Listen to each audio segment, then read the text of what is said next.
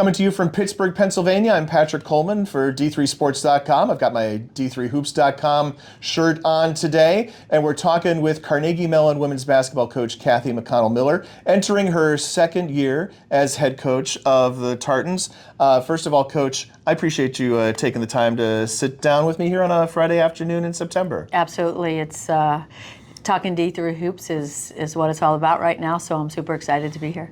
Well, tell me about that. So it is, now going into year 2 as a Division III women's basketball head coach, and if you look through the resume. You should, just do a search on the whole family and find out all of these places, for example, that you've coached, and then, everybody around you also. So, D1 assistant, D1 head coach, WNBA, back here into Pittsburgh area as a D1 assistant, head coach at a high school for a while, and now here in Division III. So, how was your first year in Division III?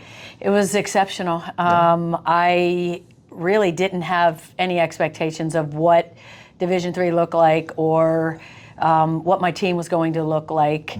But I will tell you that this past year was probably one of the greatest years of my coaching career, based on the exceptional student athletes that I had the opportunity to meet, grow with, and be a part of their journey. Last season was one that I will always remember, and one of the most impactful of my career. And of course, last year, 21-6, second in the UAA, advanced to the second round of the NCAA tournament. That part of the journey obviously has to be very enjoyable. It was, just getting to know these young ladies, and from where they started to where we ended up, such growth on the court, but experiencing the little things with them. I just remember so many times literally just elated at the tiny successes that we had that ultimately ended up in making the tournament and competing and winning the first round game. There are so many times that so many things that I reflect on that I just feel like, it was a magical year. It was a magical season. The young ladies that I had the opportunity to be around day in and day out, their commitment to what we were trying to accomplish, and then to sit back and reflect on that, again, was an impactful year, and one that I will always remember. Tell me just a little bit about the difference coming back to the collegiate level. From being a high school head coach, you're dealing, first of all, with people at a different part of their lives. Well, I've always loved being part of the journey of an 18 to 22-year-old. That is probably one of the ages that I find myself most attracted to, as far as where they are in their process academically and athletically, and of course socially. High school was wonderful. I think high school challenged me in ways that I did not expect, but gave me such joy and growth that I did not expect as well. So jumping from high school into Division III, I thought was a really nice progression for me professionally. I think it gave me an opportunity to really understand the 18 to 20-year-old, their mind and their progression as a player a little bit better, knowing where they came from. I'd been at the professional level in Division I for so many years. I think it helped me understand the student athlete a little bit better, but just gave me such joy, both of them actually, being at the high school level. But coming straight from high school, I think, was probably a really, I thought, significant jump for me, and one that I think prepared me a little bit better and just helped me understand them a little bit better. Stylistically, the UAA, everybody says, and I think generally thinks this is true, is much more like a D1 league than a lot of D3 places because of the air travel, because of the nature of the institution. You are, your student body comes from all over the place, and you are, recruiting student athletes from across the country as well. I was wondering, you have actually having been a Division I head coach at a couple of different conferences, if you could validate that assessment or add to it or subtract from it as you like. Interestingly enough, one of my high school student athletes was being recruited by many Division I schools, and she came to me one day and said that she'd like to play in the UAA. And at that moment, my immediate response was, What is the what UAA? is the UAA? And her name is Eden Williamson, and she ended up playing at NYU. Okay. And she really introduced me to what the UAA was all about. She was attracted to the high academic institutions, all of them. But when I had a chance to come see her compete in her first year, it really opened my eyes to what the UAA was all about. I can validate 100% that this league, based on its coaches, based on the high caliber, the elite athlete that is throughout the UAA and on every team that we compete against. We recruit against them as well. But more importantly, their mentality is they commit themselves to their craft. They commit themselves to the rigor of the academic institutions. They commit themselves to the balance of both. And Carnegie Mellon is no exception to that. We have student athletes that are committed to both excellence on the court, in the classroom. Our resources are comparable to Division I programs. I've been to several throughout the country, and our resources are as good as Division I. And then our leadership, our athletic director, our leadership team, they believe in it. They believe in the process. They are committed to excellence in both. Their expectations are championships. And now as coaches, we are out there looking for student athletes that believe in that. We're sitting in your locker room, of course, and it's a brand new athletic facility. If you've been to Carnegie Mellon ever before for basketball, but didn't come last year, you need to come back because you have a brand new arena. Tell us a little bit about that. Oh, it's exceptional. The resources that these student athletes have. The Highmark is a destination. They come to the locker room to hang out. They come to the locker room to study. They come between classes.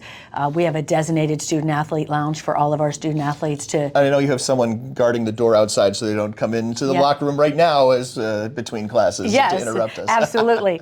We have a designated student athlete lounge that all the student athletes come to. They can relax. They can sit on the sofas. They can watch television. They can study together. They have group studies there. We have lounges throughout the building that our student athletes utilize. Our sports performance center, we have, oh my goodness, we have one of the absolute best sports performance coaches. Coach Allen has been an inspiration for the student athletes. He's been a great resource for myself. And then of course our training room. All of it is accessible to the student athletes, and it's an opportunity for them to prepare for practices, to rehabilitate if they are injured. They just have access to so much here that they can succeed at both because of the resources that we provide, but this center is exceptional.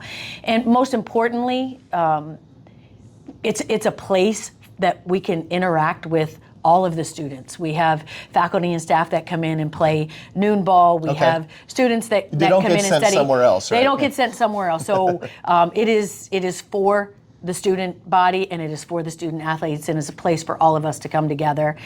We have great camaraderie amongst our coaches because our offices are located in one spot, but it's a great resource for them, and if they want to commit to being an exceptional student athlete, the resources are here.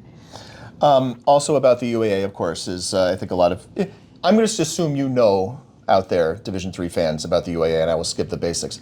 So we're talking about the Friday, Sunday weekend road trips, where you play in a city on Friday night and you get back in almost always an airplane and go play in another city on Sunday afternoon, practically Sunday morning.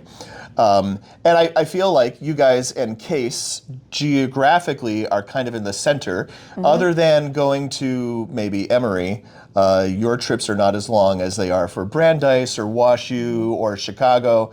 Does the travel feel better for you guys, or is once you get on an airplane and go through security, it's all the same? I think it's all the same. I think the travel partners are unique, and we travel to great cities. We travel to Atlanta, we travel to New York, travel to Boston, Pittsburgh, Cleveland. I mean, we have some great cities that we travel to.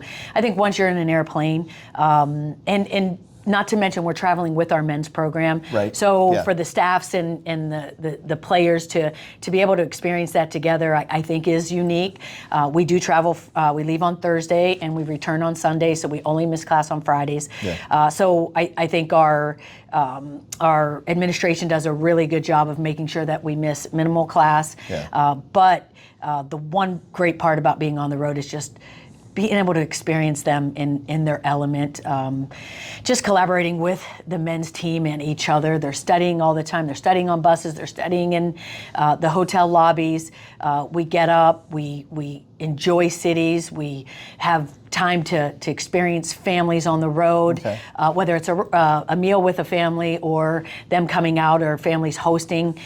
We went to Chicago last year, and Allie Heyer's family invited us all over for dinner, and we went to New York, and Coach Megan brought both teams to dinner. So it's been an experience. We get to know them on a more intimate level, but the UAA is unique. It is competitive. The coaches are exceptional. The players are fantastic. The preparation for them is great. There's no doubt, and it's arguably one of the best conferences in D3. Oh yeah, absolutely. No argument especially from a basketball standpoint. We will skip talking about NYU women's basketball, and we'll talk instead about you talk about traveling with the men's team, and of course Carnegie Mellon has a brand new men's basketball coach this year for the first time in decades. Coach Wingen, yeah, I remember. We all remember. Who was here as long as we've been doing this and longer. But in terms of helping your new colleague kind of navigate these things, what kind of advice did you have? Well, first of all, Tony Wingen, and sad to see him retire for sure. I mean, my transition would not have been as successful as it was if I didn't have Tony as a resource. We live in the same community in Pittsburgh, and he just opened up his arms and was wonderful. And he is D3 basketball. He is Carnegie Mellon, and he will be greatly missed. But going through the process of identifying his replacement was one that Dr. Centor, our athletic director, included me in, which I thought was wonderful because we do work so closely together, and we had great interest from all over the country, and it was obvious early in the process that Justin was somebody that we identified that would be a great fit for Carnegie Mellon, and he has not let us down, not 1 second. He came in, and the players immediately just gravitated towards him. He's super bright. He understands the rigor. He understands the high academic process. In fact, there's things that he has taught me. So, but we've opened up our arms to him, welcomed him and his family, who have just loved Pittsburgh and the process and his transition. But he is going to be fantastic. And I think you're going to see early on that his experience at Yale is something that he will bring with him because they have great programs. He has been a great post coach, and we've got phenomenal frontline players on our men's team. So it's going to be great. It's going to be a great transition for our team, and I'm looking forward to working with him. I appreciate the men's basketball program scouting report there as well. Oh yeah, oh yeah. Sometimes we look at, and those of us who have been at D3 for a long time, look at a coaching hiring of someone who has never been in Division III, and you just wonder, are they going to understand what it's like to recruit non-scholarship athletes, what it's like to navigate this vast division of 400 plus schools where, the average person hasn't heard of probably 350 of them. But I start with that, and then, I understand the skepticism, because then I come back and say, well, in the UAA, some of those things don't apply, right? And I know I'm saying this to you because your resume is pretty similar, very much D1 pro basketball, right? And do you feel like you missed out by not having previous D3 experience before this past year? I don't think it's kept me or our staff from doing what we need to do. Coaching at Carnegie Mellon is a learning curve. You have to understand the uniqueness of our student athletes. You have to, walk around campus. You have to sit down with your student athletes. You have to know what a Carnegie Mellon student looks like, and it is unique to D3. It is the student is unique. I would say that I came in here and I have a wonderful assistant, Megan Yaman. She has done a fabulous job of really helping me with the transition. She played at Ithaca. She's D3 girl. Yep. She's D3. Her whole life is D3, and she loves it. And so she was wonderful in helping me with that transition. But I will say that, basketball is basketball. Identifying student athletes that can play, but having the challenge of finding one that has that same commitment for academics, it's a greater challenge. It's a great challenge, and I've loved every bit of that. I've loved the student athletes that I have the opportunity to inherit and to coach, and then for our first year to go out and find similar student athletes that have that passion for both academics and athletics. It might be a little tougher find sometimes, but once you find them, you know you found them. I appreciate that. I would like to delve into your background a little bit. I kind of teased at the top of this conversation about your basketball family, and if I read correctly, that you and 5 of your siblings attended college on basketball scholarships. Yes, is that right? That is correct. Tell me what it was like growing up in that. It was sports. Our parents were 100% behind us getting involved in anything and everything. With that said, there's, my sister Susie and I were 13 months apart, and for us, we were tomboys. Like there were no girls basketball programs when we were growing up. There were not a lot of opportunities. So for the two of us, we had to, join the boys basketball team. So she did it going into 6th grade, and then I followed her, and then people start following me. And at that point, the boys are like, no, one McConnell is enough. 2, let them find their own team. So we were fortunate enough to have a coach involved in our lives when we were younger that, started basketball for us. So we started our own basketball team at Our Lady of Loretto in Pittsburgh, and it just continued to grow. But we've had older brothers and sisters that were, our mentors. They were the ones that came before us, the ones that showed us how to do it. And we are a very close-knit family. There are 8 of us, and we all have been, competed in, grade school and high school. Some of us went on to play college, but somehow basketball has been that center for us, for our family, for our parents, and it has been something that has always brought us together. Dinners look like plays on napkins, talking about your team, talking about recruiting. We have our own little coaches clinics. There was a time when we were all coaching, and we wanted to learn Connecticut's offense. So just our relationship with Gino throughout the recruiting process, called him and said, would you come to Pittsburgh? Would you sit down and talk? So we were at Pitt at the time, and Gino comes in and just breaks down his offense for us. And so it's always been basketball. It's given us great joy. We love coaching. We love what coaching does. We love the fact that we can influence young male and female student athletes and take them to places where they couldn't get. But we've had some really unbelievable success stories. My sister Susie's a 2-time Olympian, All-American at Penn State. My nephew TJ, of course, plays for the Pacers. We've all coached in our different ways. We have a brother, Michael, who's a collegiate official. He's been in 3 women's basketball Final Fours. So basketball has been wonderful to our family, and I think we all just look at it as a way to give back to a game that has given so much to us. How many of members of your family then should we see in attendance when the D3 women's Final Four and D3 men's Final Four are here over the course of the next several years? It would be great. Honestly, my brother Michael and Susie and myself, when NYU was in the Final Four in Columbus, we got in a car and we drove. He had some of his officials that he evaluates in the Final Four. Of course, Eden from NYU was in the Final Four. And I remember sitting at that game with my sister Susie in Columbus. I think it was Smith, and I think it was NYU, and I said to my sister, I love this. I'm Yeah, like, nice. I can see myself coaching this. She's like, well, you're looking at the two best at D3. Of course you can.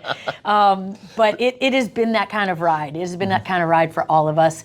You know, one door closes, another door opens. And for me to be sitting at a D3 school and it be Carnegie Mellon, like, I feel really blessed. Is that your D3 origin story then? Got in a car and drove to Columbus for the women's basketball? I think it started with Eden and the UAA. Sure. Yeah, right. But I think sitting there watching a Final Four game with my brother and sister and being in awe of, one, the incredible coaches that were in that game and the players that were, I mean, they were fantastic. The game was competitive, and I just looked at it and said, I can see myself doing this. And how important is that to then be able to do that in Pittsburgh, where you have so much, family and all that? Well, I think staying in Pittsburgh was really the goal of mine. When I went back to high school, my daughter was finishing high school, or she was starting high school, and had the opportunity to take a job here, a job there, and I said to myself, I want to see her through, and she said, Mama, I don't want to move. No teenager wants to move in the middle of high school. No, oh my goodness. No, so that was really what took me back to high school, and I'm thankful for that. I'm thankful for that opportunity. And it's a little bit of stability, and it allows you to have a little more work-life balance, I assume, than being an assistant at D1. For sure. I mean, I don't work any less, but I do have family that are here that can experience it. You work closer to home. Working closer to home, my parents, just having them, being around them as they're aging is, goodness, one of the most important things for me. Maybe not earlier in my career, but now I realize the significance of that. So it's been exciting, and now I look up in the stands and my brothers and sisters are just peppered throughout the stands, and always looking to make suggestions after the game. Well, at least it's after. Well, there have been times it's come through the watch. Oh, that's got to be distracting. My goodness. Yes. Boy, if it were just as simple as 5 or 6 characters of suggesting what defense to switch to, maybe you could accept that. Yeah, we do that for each other. I've sat next to or near coaches' spouses and that sort of thing too, where it's very similar. It's like there's a very much an opinion about what defense or what matchup makes sense in any given moment. Oh, for sure. Yeah. That is awesome. Tell me a little bit about your team, who you have coming back. I know you had 3 seniors that helped fuel that run, but you also had the Conference Rookie of the Year. Yes. I can't even speak about last season if I don't speak about the 3 seniors. And please do. Isha, Anisha, and of course Catherine. As far as coming into a program and having those 3 sitting there, and their exceptional leadership skills and their desire to be really, really good. I think, they all brought something different. Like Anisha Chantal was like probably one of the greatest defenders, quickest hands, and Isha was my knockdown shooter. I could run anything for her, and I could talk basketball with her. Like she knew what other teams were doing. She knew who was hurt on other teams. She knew everything. And then, of course, Catherine. We need to get her as a reporter, it sounds like. For sure. And then, of course, Catherine, she was a coach's dream to come into. To have her have the ball in her hands at the end of a game, she made me look smart, so smarter than I am so many times. But the 3 of them, their commitment to the team and their leadership, they were wonderful, helping us secure the next class coming through, showing what a Carnegie Mellon student athlete look like and what they look like after 4 years, and the fact that the 3 of them had their future set right before their senior year, and wonderful. But as the whole team was wonderful, and I can't say enough about the way they embraced me and my family, my husband, my 3 kids, and into the Carnegie Mellon family. So I'm very thankful for that. I've always had great support from my husband and my children in my coaching changes, and this was no different. They were really excited about this. But the entire team really welcomed us, and the freshman class was really strong. And you mentioned Payton Baney and the fact that she was not only Rookie of the Year in the UAA, but in the district, and covered in the region, excuse me, it covered 7 states. Like, for her to come in, I don't know if that was her expectation or not, but she grew. We knew the first practice what she was going to look like by the end of the year, and she did not disappoint. She brought great energy. She made us a better team. She allowed us to play faster, and teams really had to prepare for her. Everyone in the beginning, prepared for Catherine and how to stop her and take the ball out of her hands, but when you have an interior player as a freshman that young, have the ability to dominate, we felt like we had a pretty good inside-outside combination. We brought in 7 freshmen, and that's a pretty large class by anybody's standards. So for us, we didn't really know at the time that we were recruiting what our team looked like, but we feel like we got some pretty good pieces in that class. They're young, they're fun, they're high energy, they're basketball junkies, but again, they're committed to the process of being a student at Carnegie Mellon. So finding them, we feel blessed about that. I think this campus is their opportunity to kind of reinvent themselves and figure out what their 4 years are going to look like, because there's so many things to do here, and I'm looking for greatness out of that class as well. Is not knowing what your team was going to look like when you're going out there and recruiting freshmen, is that because just the way college basketball is these days, because of the portal, because you might have kids come in or might have kids go out? I think because I didn't have access over the summer. I take the job in June and they're gone. Right. So I don't see them until the beginning of September. So we went on the road and just tried to identify the best possible student athletes for Carnegie Mellon. So just not being around them all summer, have an opportunity to get in the gym, work on their skills, get up and down. And I think that was the reason, and that was the only reason that, but again, Megan and I just kind of hit the road and tried to find the best possible student athletes to represent this university, and I think we found a pretty good group. Looks like someone spent a lot of time in Northern Virginia from the looks of the freshman class. The DMV's pretty strong. I don't know how that really happened. I think my experience in, with AAU coaches and AAU programs, New York, New Jersey, Connecticut, Chicago, all the places that I've been, Colorado, just the connections that I've made.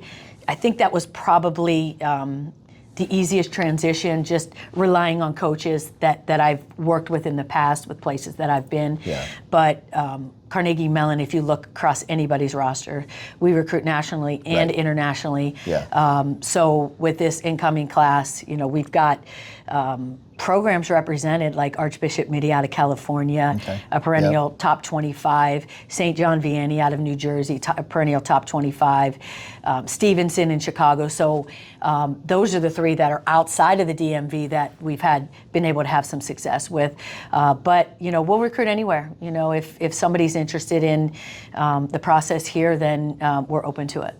Do you expect to be active in the portal? I expect also that, with such acclaimed grad programs here at Carnegie Mellon, as well as the other schools in the UAA, you're probably may field inquiries from people who might have a year left? We would, and we have. But I think if I'm to be honest, I think, we really want to build something special here. I think the Division I model, I don't see that infiltrating Carnegie Mellon and our women's basketball program with the portal and with transfers.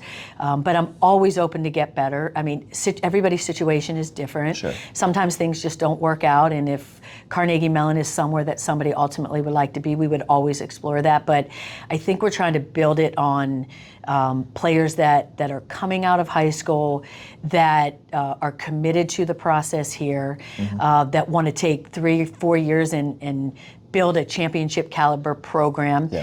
We're not in a hurry, and we're going to do it the right way. So if the right way is occasionally through the portal, we're open to that. But we are committed to the high school student athlete that is willing to do it the right way.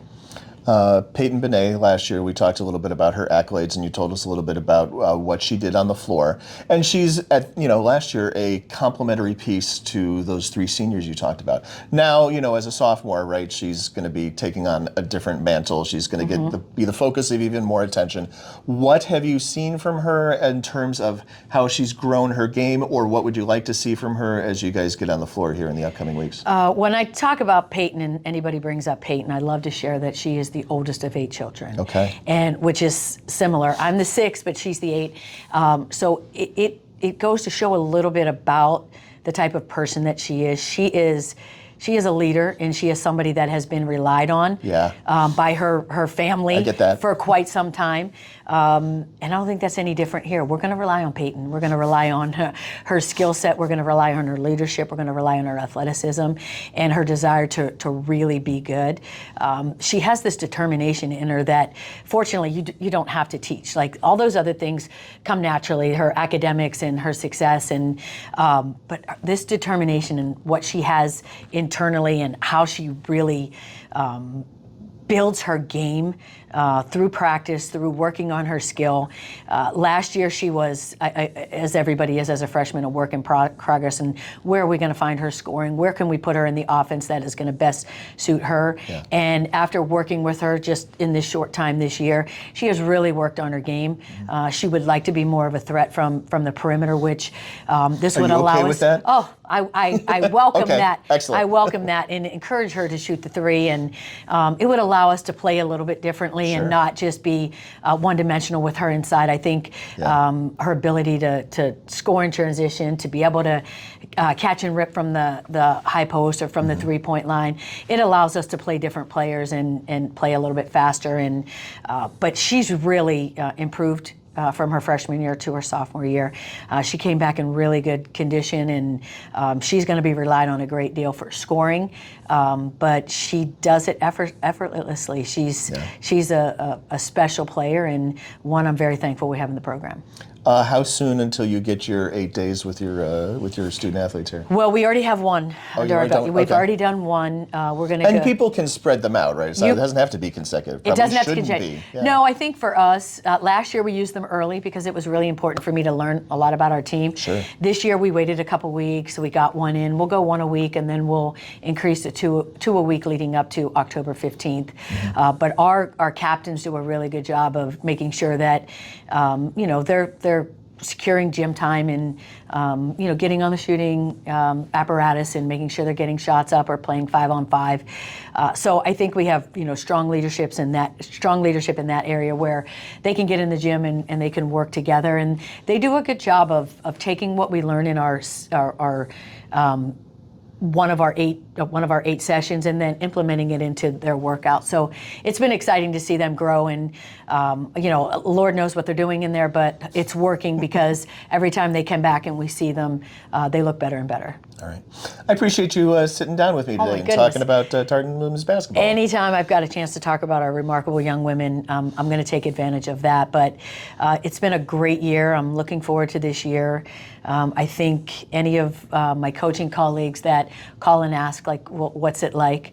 I feel like I have one of the greatest jobs in the NCAA, being the head coach at Carnegie Mellon, working for a great athletic department.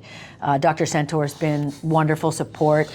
I've known Josh since practically he was an undergrad. It's funny for me to hear you refer to him as Dr. Centor, although it is perfectly accurate and earned. It's funny to me. It sure is, and he's got a great team, and the support that they give our program, I think, is one of the reasons that when recruits come on campus, they see it from him. If you see him on game day, you need to see him walking around this building. The energy that he brings inspires all of our student athletes. So, yes, I've got one of the greatest jobs. I'm happy, and I can't wait for this season. It's Kathy McConnell-Miller. She's headed into her second year as women's basketball coach here at Carnegie Mellon University. Thanks for joining us for another D3Sports.com conversation. Thank you.